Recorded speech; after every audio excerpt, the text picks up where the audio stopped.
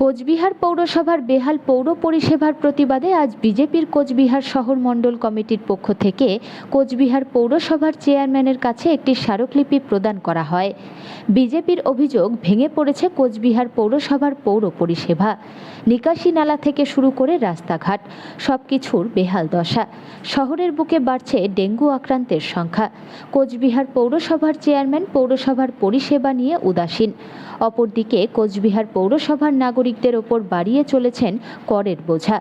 বাড়ির plan pass করানোর জন্য 3 গুণ বেশি টাকা নেওয়া হচ্ছে পৌরসভার পক্ষ থেকে, যার ফলে নাজেহাল অবস্থা কোচবিহার পৌরসভার সাধারণ নাগরিকদের। যে বিভিন্ন ওয়ার্ডগুলোতে যদি আপনারা যান, সেই ওয়ার্ডের ভেতরে রাস্তাগুলো অবস্থা খুব খারাপ, জরাজীর্ণ অবস্থা, ভাঙাচোরা অবস্থা। ইতিপূর্বে আমি 3 নম্বর ওয়ার্ডে গিয়েছি, 19 নম্বর ওয়ার্ডে গেছি, 12 নম্বর ওয়ার্ডে গেছি, 15 নম্বর ওয়ার্ডে গেছি। তার বিভিন্ন রাস্তাঘাটের অবস্থা খারাপ। আমি বারবার বলেছি যে বিধায়ক কোটার টাকা আমার রয়েছে, পৌরসভা যদি চায় যে এই সমস্ত রাস্তাঘাটগুলো সংস্কার করবে, তার জন্য আমি টাকা দেওয়ার জন্য প্রস্তুত।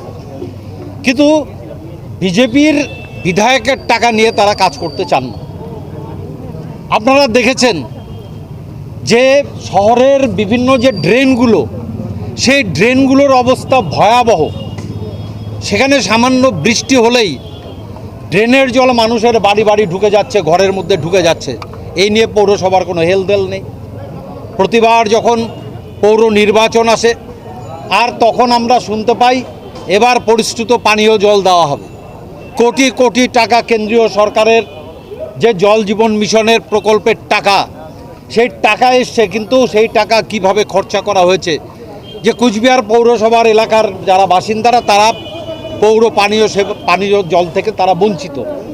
যে সেন্ট্রাল গভর্নমেন্ট পরিষ্কার বলেছে যে প্রপার্টি ট্যাক্স না বাড়ালে 15 ফিনান্সের যে টাকাটা দেওয়া হয় পৌরসভাগুলিকে, যে পৌরসভা বাড়াবে না তাদেরকে সেই 15 ফিনান্সের টাকা দেওয়া বন্ধ করা হবে। আপনাদের কাছেই আছে। এবং আরও কিছু ট্যাক্সের কথা ভেবে ওরা বলেছে। সেই ব্যাপারে আমি যে মিউনিসিপ্যাল যে আইনটা আছে তার 11 নম্বর যে ধারাটা আছে, সেই 11 নম্বর ধারাটা জেরক্স করে আমি ওদেরকে দিয়েছি, আপনাদেরও একটা দেওয়া হলো। এর মধ্যে কিসের পর কী ধরনের ট্যাক্স হতে পারে, কীভাবে ট্যাক্সের আছে, আইন কানুন আছে। হ্যাঁ, বাড়ি একটা পুরনো বাড়ি ভাঙলে তা কী করতে হবে, কীভাবে